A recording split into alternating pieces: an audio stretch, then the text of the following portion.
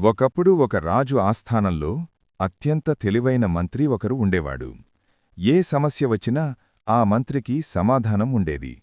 అందుకే రాజు కూడా ఆయన సలహా లేకుండా ఏ పెద్ద నిర్ణయం తీసుకునేవాడు కాదు. ఇది చూసి రాజసభలో ఉన్న ఇతరులు ఆ మంత్రిపై ఈర్ష్యపడేవారు. ఒకరోజు రాజు మంత్రిని పిలిచి అన్నాడు, "నీవు చాలా తెలివైనవాడివే, కాని నీ కొడుకు మాత్రం చాలా మూర్ఖుడు." ఈ మాటలు విని మంత్రి బాధపడ్డాడు. "మహారాజా, మీరెందుకలా అంటున్నారు?" అనడిగాడు. రాజు నవ్వుతూ అన్నాడు, "ప్రతిరోజూ నేను ప్రజలను కలవడానికి వెళుతుంటే నీ కొడుకు అక్కడే ఉంటాడు. నేనతన్ని అడుగుతాను, బంగారం విలువైనదా, వెండి విలువైనదా? ప్రతిరోజూ అతడు వెండి అనంటాడు."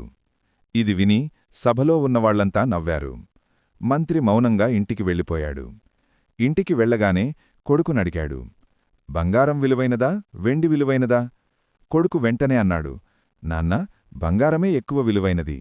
మంత్రి ఆశ్చర్యపోయి అడిగాడు, అయితే రాజుగారికి నువ్వెందుకు ప్రతిరోజూ వెండి అంటున్నావు? అప్పుడు కొడుకు ప్రశాంతంగా చెప్పాడు, "నాన్నా, ప్రతి ఉదయం రాజుగారు నా ముందు ఒక బంగారు నాణెం, మరొక వెండి నాణెం పెట్టి విలువైనదాన్ని తీసుకో అంటారు. నేను వెండినే తీసుకుంటాను. అతడు నవ్వుకుని వెళ్ళిపోతాడు." మంత్రి కోపంగా అన్నాడు, "అదేంటి, ఈరోజు మొత్తం సభ నన్ను ఎగతాళి చేసింది?" అప్పుడు కొడుకు తన గదికి తీసుకెళ్లి ఒక పెట్టె తెరిచాడు. ఆ పెట్టె మొత్తం వెండి నాణేలతో నిండిపోయి ఉంది.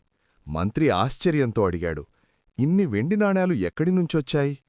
కొడుకు నవ్వుతూ అన్నాడు, "నాన్నా, నేను ఒకరోజు బంగారం తీసుకుంటే రాజుగారు ఇక నన్ను అడగరు.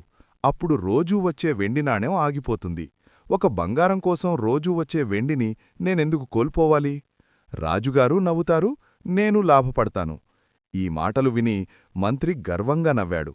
అప్పుడే అతనికర్థమైంది, మూర్ఖుడిగా కనిపించడమే అసలు జ్ఞానం కావచ్చు. ఆ రోజునుంచి ఎవరైనా తన కొడుకును మూర్ఖుడు అన్నా మంత్రి చిరునవ్వుతో వెళ్ళిపోయేవాడు. కొంతమంది తక్కువ చేసి చూపించుకుంటూ ఎక్కువ సంపాదిస్తారు.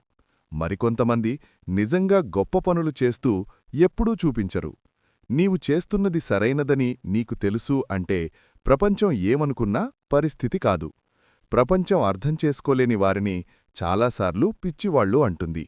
ఈ కథ నచ్చితే మరింతమందికి చేరేలా షేర్ చేయండి. ఓర్పుగా ఉండండి, కృతజ్ఞతతో ఉండండి, ముందుకు సాగుతూనే ఉండండి.